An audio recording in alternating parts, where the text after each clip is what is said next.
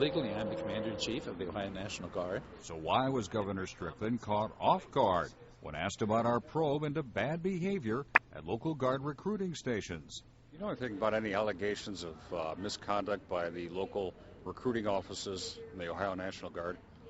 No, I haven't heard anything about that. As we first reported yesterday, at least a dozen Cleveland area recruiters have been caught with their pants down in recent years, carrying on relationships with young recruits and trainees, some as young as 17, a serious violation of military rules.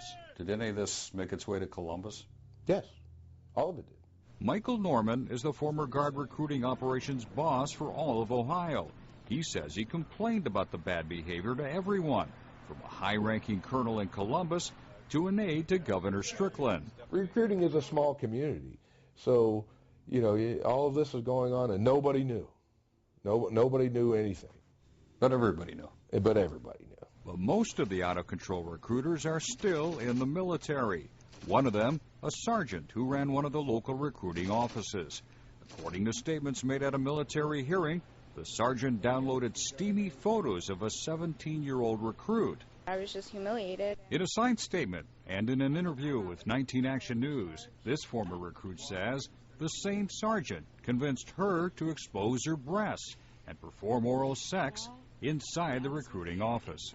We were sitting in his office and he exposed himself, and that's when he said, "Put your mouth on it." The sergeant was never prosecuted or brought up on military charges. When there's no clear, consequence for breaking the law, you feel that you're above the law. Hey, Mr. Still, Carl Monday, 19 Action News. So it should come as no surprise that John Still was hired as an Army recruiter in Cleveland, despite a prior history of sexual misconduct in Pennsylvania. Information that only surfaced after Still was caught trying to lure an 11-year-old girl into his car in Bay Village. Sources tell us Still is also being investigated for having a relationship with one of his recruits. What about allegations that you had an inappropriate relationship when you were an Ohio Guard recruiter, that you had an inappropriate relationship with a teenage girl? Any truth to that? What's got to be done? They have to start over with their Cleveland recruiting area. Clean house. Clean house from the adjutant general down. They need to revamp everything. General Waite is the head of the Ohio National Guard and no doubt on the governor's speed dial. So how about a phone call to chat about the misbehaving at the Cleveland recruiting office?